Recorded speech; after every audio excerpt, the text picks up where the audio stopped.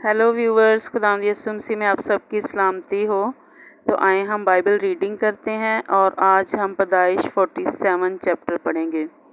तब यूसुफ ने आकर फ़िरौन को खबर दी कि मेरा बाप और मेरे भाई और उनकी भेड़ बकरियां और गाय बैल और उनका सारा मालो मता मुल्क कनान से आ गया है और अभी तो वो सब जश्न के इलाका में हैं।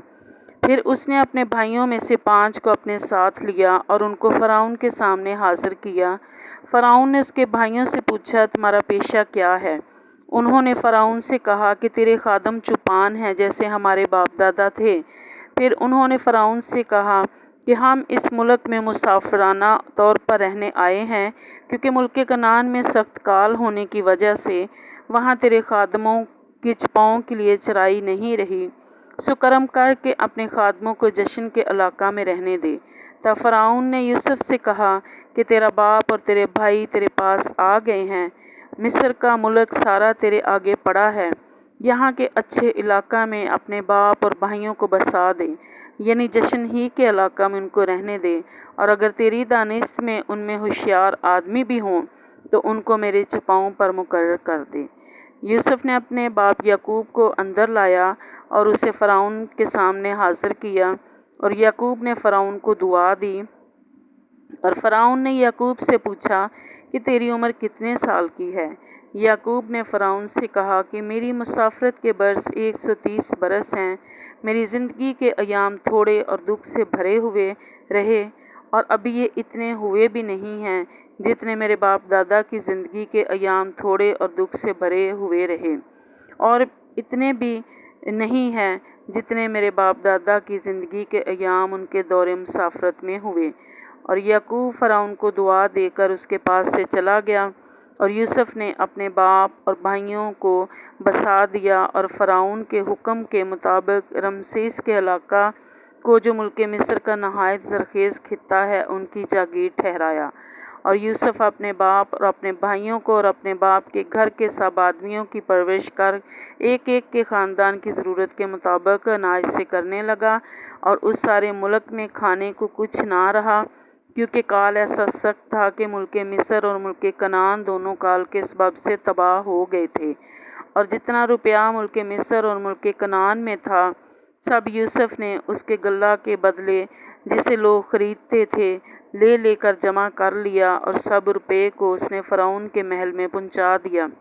और जब वो सारा रुपया जो मिस्र और कनान के मुल्कों में था खर्च हो गया, तो मिस्री यूसुफ के पास आकर कहने लगे कि हमको अनाज दे, क्योंकि रुपया तो हमारे पास रहा नहीं, हम तेरे रहते हुए क्यों मरें।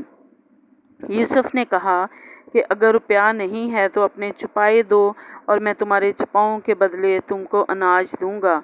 सो वो अपने चुपाए यूसुफ के पास लाने लगे, और यूसुफ घोड़ों और भेड़ बकरियों और गाय बैलों और गधों के बदले उनको अनाज देने लगा, और पूरे साल भर उनको सब चुपाओं के बदले अनाज खिलाया।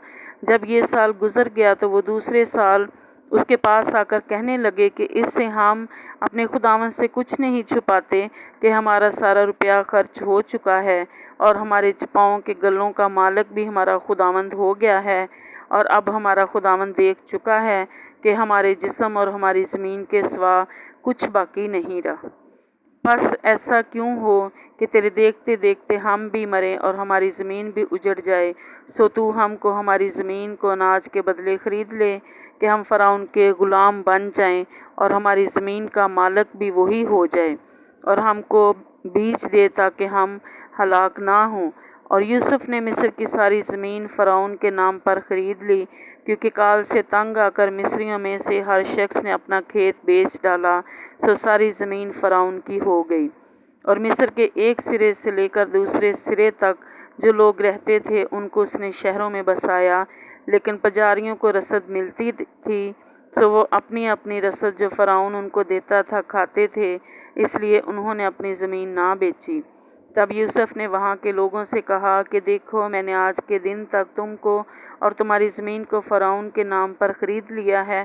सो तुम अपने लिए यहाँ से बीज लो और खेत बो डालो, और फसल पर 5वां हिस्सा फ़िरौन को दे देना, और बाकी 4 तुम्हारे रहें। تاکہ کھیتی کے لیے بیج کے بھی کام آئیں، اور تمہارے گھر کے آدمیوں اور تمہارے بال بچوں کے کھانے کو بھی ہو۔ انہوں نے کہا کہ تو نے ہماری جان بچائی ہے، پر ہم ہمارے خداوند کے کرم کی نظر رہے اور ہم فرعون کے غلام بن کر رہیں گے۔ اور یوسف نے یہ آئین جو آج کے دن تک ہے مصر کی زمین کے لیے ٹھہرایا کہ فرعون پیداوار کا 5واں حصہ لیا کرے۔ سو وقت بجاریوں کی زمین ایسی تھی جو فرعون کی نہ ہوئی، اور اسرائیلی ملک مصر میں جشن کے علاقہ میں رہتے تھے، اور انہوں نے اپنی جائیدادیں کھڑی کر لی اور وہ بڑے اور بہت زیادہ ہو گئے۔ اور یعقوب ملک مصر میں 17 برس اور جیا، سو یعقوب کی کل عمر 147 برس کی ہوئی۔ اور اسرائیل کے مرنے کا وقت نزدیک آیا، تب اس نے اپنے بیٹے یوسف کو بلا کر اس سے کہا، اگر مجھ پر تیرے کرم کی نظر ہے تو اپنا ہاتھ میری ران کے نیچے رکھ، اور دیکھ مہربانی اور صداقت سے میرے ساتھ پیش آنا، مجھ کو مصر میں دفن نہ کرنا، بلکہ جب میں اپنے باپ دادا کے ساتھ سو جاؤں تو مجھے مصر سے لے جا کر ان کے قبرستان میں دفن کرنا۔ اس نے جواب دیا، جیسا تو نے کہا ہے ویسا ہی کروں گا۔ اور اس نے کہا کہ تو مجھ سے قسم کھا، اور اس نے قسم کھائی۔ تب اسرائیل اپنے بستر پر سرہانے کی طرف سجدہ میں ہو گیا۔ آسمانی خداوند، ہم تیرا شکر تیری تعریف کرتے ہیں اس خوبصورت کلام کے لیے۔ خداوند، ہم نے تیرے کلام میں سیکھا کہ تو اپنے لوگوں کی بخوبی فکر کرتا ہے۔ خداوند، تو آنے والے سالوں اور وقتوں کو بھی جانتا ہے۔ خداوند، جس طرح خداوند تو نے یعقوب کے گھرانے کی اور پوری علاقے کی فکر کی خداوند، اور تو نے یوسف کو تیار کیا خداوند، تاکہ وہ سمجھداری سے خداوند اس نے غلہ جمع کیا اور سب کی ضرورت کو پورا کرتا رہا۔